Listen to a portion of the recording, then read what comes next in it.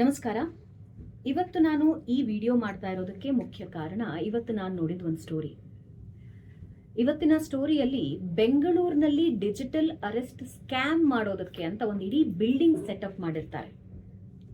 Call centre ರೀತಿಯಲ್ಲಿ ಎಲ್ಲಾ ಸೆಟಪ್ಗಳನ್ನು ಮಾಡಿ ಅಲ್ಲಿ ತರಬೇತಿ ಟ್ರೈನಿಂಗ್ ಕೊಡೋದಕ್ಕೆ ಅಂತ ಒಂದು ಪೂರ್ತಿ ಪ್ಲಾನ್ ಆಗಿರುತ್ತೆ. ಅದನ್ನ ಪೊಲೀಸರು ಭೇದಿಸ್ತಾರೆ.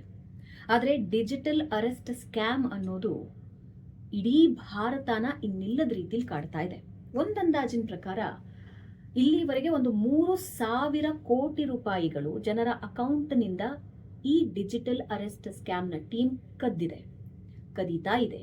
ಪ್ರತಿದಿನ ಈ ಪ್ರೋಸೆಸ್ ಮಾಡ್ತಾ ಇದೆ. ನಿಮ್ಮಲ್ಲಿ ಒಂದೇ ಒಂದು ರಿಕ್ವೆಸ್ಟ್, ನಿಮ್ಮ ಮನೆಯಲ್ಲಿರೋ ಪ್ರತಿಯೊಬ್ಬರಿಗೂ ಈ ಡಿಜಿಟಲ್ ಅರೆಸ್ಟ್ ಸ್ಕ್ಯಾಮ್ನ ಬಗ್ಗೆ ದಯವಿಟ್ಟು ಮಾಹಿತಿ ಕೊಡಿ. ಸ್ಕ್ಯಾಮ್ಗಿಂತ ಹೆಚ್ಚಾಗಿ ಇದು ಅಪರಾಧ, ಡಿಜಿಟಲ್ ಅರೆಸ್ಟ್ ಅಪರಾಧದ ಬಗ್ಗೆ ಇನ್ಫಾರ್ಮೇಶನ್ ಕೊಡಿ.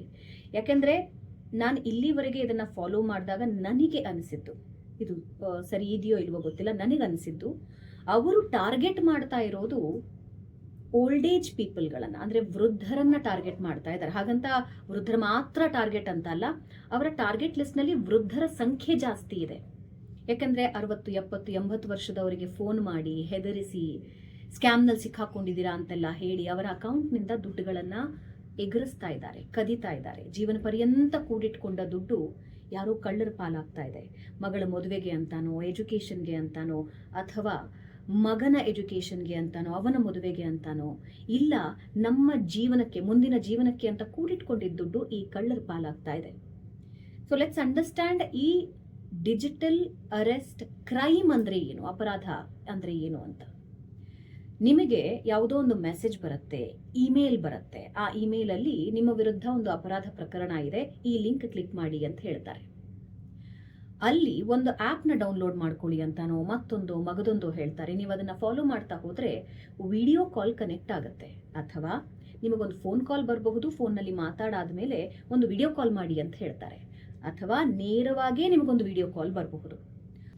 ಆ ವಿಡಿಯೋ ಕಾಲ್ನ ಅಪ್ಪಿ ತಪ್ಪಿ ನೀವು ಓಕೆ ಮಾಡಿದ್ರೆ, ರಿಸೀವ್ ಮಾಡಿದ್ರೆ, ಎದುರುಗಡೆ ಒಬ್ಬ ವ್ಯಕ್ತಿ ಪೊಲೀಸ್ ಯೂನಿಫಾರ್ಮ್ ಅಲ್ಲಿ ಇರ್ತಾನೆ, ಅಥವಾ ಹಿಂದೆಗಡೆ CBI ಅಂತಾನೋ, CID ಅಂತಾನೋ, ED ಅಂತಾನೋ ಬರ್ಕೊಂಡಿರುತ್ತೆ. ಅಂದ್ರೆ ದೇಶದ ಯಾವುದೋ ಒಂದು ಪ್ರತಿಷ್ಠಿತ ದೊಡ್ಡ ಅಪರಾಧ ಭೇದಿಸುವ ಒಂದು ಇಲಾಖೆಯಿಂದ ನಿಮಗೆ ಕಾಲ್ ಮಾಡ್ತಾ ಇರೋ ರೀತಿ ಪೋಸ್ ಕೊಡ್ತಾರೆ. ಅವರು ಒಂದು ಸೆಟಪ್ ಮಾಡ್ಕೊಂಡಿರಬಹುದು.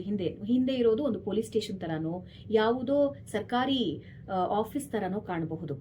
ಎದುರಿಗಿರೋ ವ್ಯಕ್ತಿ ಗತ್ತಿಂದ ಕೂತ್ಕೊಂಡಿರ್ತಾರೆ. ಸಾಮಾನ್ಯವಾಗಿ ಇವರು ಯೂಸ್ ಮಾಡ್ತಾ ಇರೋದು, ನಾವು ಮುಂಬೈ ಪೊಲೀಸ್ನವರು ನಿಮ್ಮ ವಿರುದ್ಧ ಒಂದು ಆರೋಪ ಕೇಳಿ ಬಂದಿದೆ, ನಿಮ್ಮ ಆಧಾರ್ ಕಾರ್ಡ್ ಬಳಸಿ, ನಿಮ್ಮ ಫೋನ್ ನಂಬರ್ ಬಳಸಿ, ನಿಮ್ಮ ಇಮೇಲ್ ಬಳಸಿ, ಅಥವಾ ನಿಮ್ಮ ಪ್ಯಾನ್ ನಂಬರ್ ಬಳಸಿ ಅಪರಾಧ ಪ್ರಕರಣ ಆಗಿದೆ. ಉದಾಹರಣೆಗೆ, ನೀವು ಭಯೋತ್ಪಾದಕರ ಜೊತೆ ಕಾಂಟ್ಯಾಕ್ಟ್ ಅಲ್ಲಿ ಇದ್ದೀರಾ ಅನ್ನೋದು ನಮಗೆ ಗೊತ್ತಾಗ್ತಾ ಇದೆ ನಿಮ್ಮ ಆಧಾರ್ ಕಾರ್ಡ್ ಮತ್ತೆ ಫೋನ್ ನಂಬರ್ ಇಂದ ಅಂತಾನೂ ಹೇಳಬಹುದು. ಅಥವಾ ನಿಮ್ಮ ಅಡ್ರೆಸ್ ಮತ್ತೆ ಫೋನ್ ನಂಬರ್ ಇಂದ ಒಂದು ಪ್ಯಾಕೆಟ್ ನೈಜೀರಿಯಾಗೋ, ಬ್ಯಾಂಕಾಕಿಗೋ ಮತ್ತೆಲ್ಲಿಗೋ ಪಾರ್ಸಲ್ ಹೋಗಿದೆ, ಅದರಲ್ಲಿ ಡ್ರಗ್ಸ್ ಸಿಕ್ಕಿದೆ ಅಂತ ಕೂಡ ಹೇಳಬಹುದು. ಸೊ ಅದಕ್ಕೆ ತಕ್ಕನಾದ ನಕಲಿ ದಾಖಲೆಗಳನ್ನ ನಿಮ್ಮ ಮುಂದೆ ಪ್ರೆಸೆಂಟ್ ಮಾಡ್ತಾರೆ. ನೋಡಿ, ಇಷ್ಟೊತ್ತಿಂದ ಇಷ್ಟೊತ್ತಿಗೆ ಪಾರ್ಸಲ್ ಹೋಗಿದೆ, ಅಥವಾ ಇಷ್ಟೊತ್ತಿಂದ ಇಷ್ಟೊತ್ತಿಗೆ ಕಾಲ್ ರೆಕಾರ್ಡ್ಸ್ ಇದೆ, ನಿಮ್ಮ ನಂಬರ್ ಬಳಸ್ಕೊಂಡು ಭಯೋತ್ಪಾದಕರ ಜೊತೆ ಮಾತಾಡಿದ್ದಾರೆ ಅಂತ ಏನೂ ಹೇಳಿ ನಿಮ್ಮನ್ನ ಭಯ ಪಡಿಸೋದಕ್ಕೆ ಶುರು ಆಗಬಹುದು. ಇದರ ಜೊತೆಗೆ ನಿಮ್ಮ ಅಕೌಂಟ್ನಲ್ಲಿ ಎಷ್ಟು ದುಡ್ಡಿದೆ, ನಿಮ್ಮ ಫ್ಯಾಮಿಲಿ ಮೆಂಬರ್ಸ್ ಯಾರು, ನೀವು ಎಷ್ಟು EMI ಕಟ್ತಾ ಇದ್ದೀರಾ, ಎಷ್ಟು ಶೇರ್ನಲ್ಲಿ ಇನ್ವೆಸ್ಟ್ ಮಾಡಿದ್ದೀರಾ, ಇವೆಲ್ಲವೂ ಅವ್ರು ನಿಮಗೆ ತಿಳಿಸ್ಕೊಡ್ತಾರೆ. ಅದೆಲ್ಲ ನಿಜಾನೇ ಆಗಿರುತ್ತೆ. ಇವತ್ತಿನ ಡಿಜಿಟಲ್ ವರ್ಲ್ಡ್ನಲ್ಲಿ ನಾವು ಸಂತೆಯಲ್ಲಿದ್ದೀವಿ. ನಮ್ಮ ಜೀವನದ ಪ್ರತಿ ಡಾಕ್ಯುಮೆಂಟ್ಸ್ ಕೂಡ ಮಾರಾಟ ಆಗ್ತಾ ಇದೆ.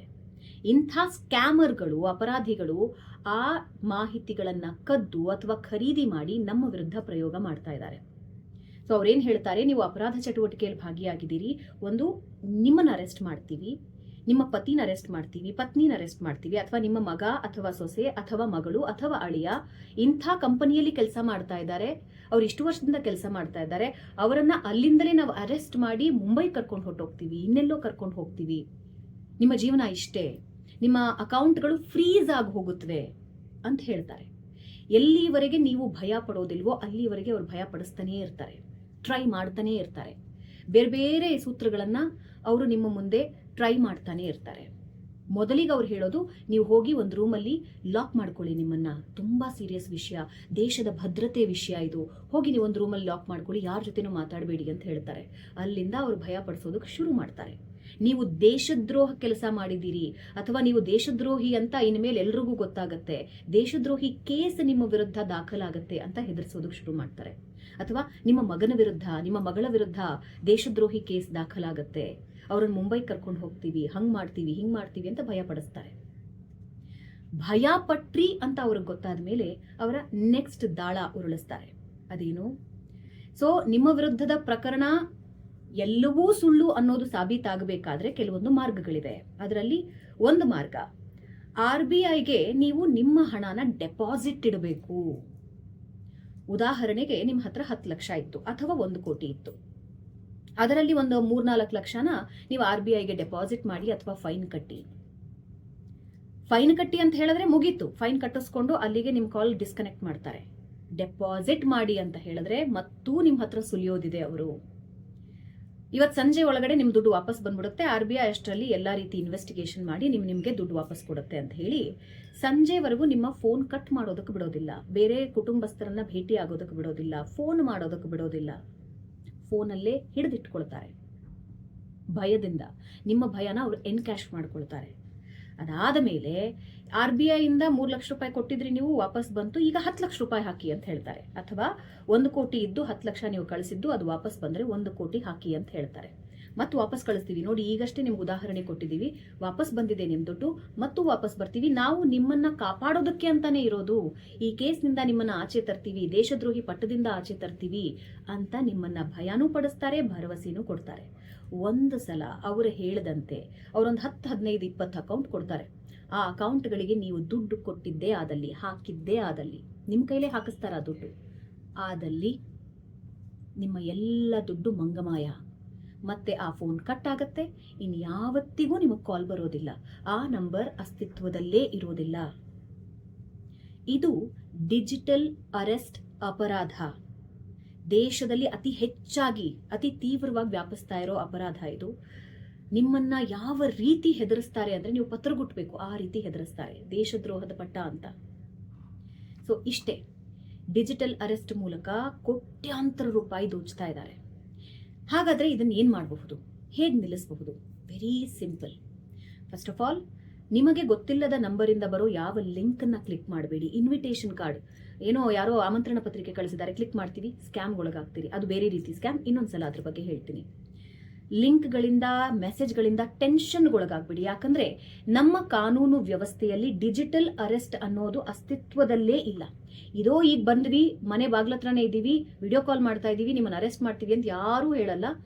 ಅದು ಅಪರಾಧ, ಇಟ್ಸ್ ಅ ಕ್ರೈಮ್. ಅವ್ರು ಮಾಡ್ತಿದ್ದಾರೆ ಅಂದ್ರೆ ಅದು ಅಪರಾಧ. ಸೊ ನಿಮಗೆ ವಿಡಿಯೋ ಕಾಲ್, ಫೋನ್ ಕಾಲ್ ಬಂದ್ರೆ ಟೆನ್ಷನ್ ಮಾಡ್ಕೋಬೇಡಿ. ಈ ರೀತಿ ಮಾತುಗಳನ್ನು ಹೇಳ್ತಾ ಇದ್ದಾರೆ ಅಂದ್ರೆ, ವಿಡಿಯೋ ಕಾಲ್ ಬಂದು ನಿಮಗೆ ಕಂಟಿನ್ಯೂಸ್ ಆಗಿ ವಿಡಿಯೋ ಕಾಲ್ ಬರ್ತಾ ಇದೆ ಅಂದ್ರೆ ಫೋನ್ ಎತ್ತಬೇಡಿ. ಒಂದು ವೇಳೆ ಎತ್ತಬಿಟ್ರಿ, ಆ ವ್ಯಕ್ತಿ ಎದುರುಗಡೆ ಕೂತಿರೋನು ಯಾರೋ ಆಫೀಸರ್, ಯಾರೋ ಪೊಲೀಸ್ ಆಫೀಸರ್ ಅನ್ನೋ ರೀತಿ ಕಾಣಿಸ್ತಿದ್ದಾನೆ ಅಂದ್ರೆ ಅರ್ಥ ಮಾಡ್ಕೊಳ್ಳಿ, ಇದು ಸುಳ್ಳು. ನಿಮ್ಮನ್ನ ಸ್ಕ್ಯಾಮ್ ಮಾಡೋದಕ್ಕೆ, ನಿಮ್ಮ ಹತ್ರ ಇರೋ ದುಡ್ಡು ಕದಿಯೋದಕ್ಕೆ ಆ ವ್ಯಕ್ತಿ ಬಂದಿದ್ದಾನೆ ಅನ್ನೋದನ್ನ ಮೊದಲಿಗೆ ಮೈಂಡ್ ನಲ್ಲಿ ಕೂರಿಸ್ಕೊಳ್ಳಿ. ಹೆದರಬೇಡಿ, ಯಾಕೆಂದ್ರೆ ನಿಮ್ಮ ಹೆದರಿಕೆ ಅವರಿಗೆ ಅಸ್ತ್ರ. ಏನ್ ಮಾಡಬೇಕು? ತಕ್ಷಣ ವಿಡಿಯೋ ಕಾಲ್ ಕಟ್ ಮಾಡಿ. ವಿಡಿಯೋ ಕಾಲ್ ಕಟ್ ಮಾಡಿ ಆ ನಂಬರನ್ನ ಬ್ಲಾಕ್ ಮಾಡಿ. ನಿಮ್ಮ ಮನೆಯವರಿಗೆ ಈ ವಿಷಯ ತಿಳಿಸಿ. ಹಾಗಂತ ಮನೆಯವರು ಇದ್ರ ಬಗ್ಗೆ ಹೆದರ್ಕೋಬೇಕಾಗಿಲ್ಲ, ಇದು ಸ್ಕ್ಯಾಮ್ ಅನ್ನೋದನ್ನ ದಯವಿಟ್ಟು ಅರ್ಥ ಮಾಡ್ಕೊಳ್ಳಿ. ಆ ನಂಬರನ್ನ ಬ್ಲಾಕ್ ಮಾಡಿದ್ಮೇಲೆ ಮನೆಯವರಿಗೆ ವಿಷಯ ತಿಳಿಸಿ, ಮೊದಲಿಗೆ ಸಮಾಧಾನ ಆಗಿ, ಅದಾದ ಮೇಲೆ ಸೈಬರ್ ಕ್ರೈಮ್ ಅವರಿಗೆ ಇದ್ರ ಬಗ್ಗೆ ಹೋಗಿ ಕಂಪ್ಲೇಂಟ್ ಕೊಡಿ. ನಾನು ತುಂಬಾ ದೂರದಲ್ಲಿದ್ದೀನಿ, ಕಂಪ್ಲೇಂಟ್ ಕೊಡೋದಕ್ಕೆ ಸಾಧ್ಯ ಆಗಲ್ಲ ಅಂತ ಹೇಳಿದ್ರೆ ಫೇಸ್ಬುಕ್, ಟ್ವಿಟರ್, ಈ ಎಲ್ಲ ಕಡೆ ಸೈಬರ್ ಕ್ರೈಮ್ನ ಪೇಜಸ್ ಇದೆ, ಅವರ ಅಕೌಂಟ್ಗಳಿದೆ, ಅವರಿಗೆ ಪೋಸ್ಟ್ ಮಾಡಿ. ನೀವು ನೆನಪಿಟ್ಕೊಳ್ಬೇಕಿರೋದು ಇಷ್ಟೇ, ಡಿಜಿಟಲ್ ಅರೆಸ್ಟ್ ಅನ್ನೋದು ಅತಿ ದೊಡ್ಡ ಸುಳ್ಳು, ಅದು ಒಂದು ಅಪರಾಧ. ಆ ಅಪರಾಧದ ಮೂಲಕ ನಿಮ್ಮ ಅಕೌಂಟ್ನಲ್ಲಿರೋ 1 ರೂಪಾಯಿನೂ ಕದೀತಾರೆ. ಹಾಗಾಗಿ ಎಚ್ಚರಿಕೆಯಿಂದ ಇರಿ. ನಿಮ್ಮ ಭಯಾನೇ ಅವರಿಗೆ ಅಸ್ತ್ರ. ಮನೆಯಲ್ಲಿರೋ ವೃದ್ಧರಿಗೆ ದಯವಿಟ್ಟು ಈ ಮಾಹಿತಿ ತಿಳಿಸಿ. ಮನೆಯಲ್ಲಿ ಒಬ್ಬರೇ ಇರ್ತಾರೆ, ನೀವೆಲ್ಲರೂ ಕೆಲಸಕ್ಕೆ ಹೋಗಿರ್ತೀರಾ, ಸ್ಕ್ಯಾಮ್ ಮಾಡೋದಕ್ಕೆ ಕರೆಕ್ಟಾಗಿ ಅವರು ಟಾರ್ಗೆಟ್ ಮಾಡ್ತಾರೆ, ಅಥವಾ ನಿಮ್ಮನ್ನೇ ಭಯ ಪಡಿಸಬಹುದು ಅವರು. ದಯವಿಟ್ಟು ಈ ಸ್ಕ್ಯಾಮ್ಗೊಳಗಾಗಬೇಡಿ. Be safe. Thank you.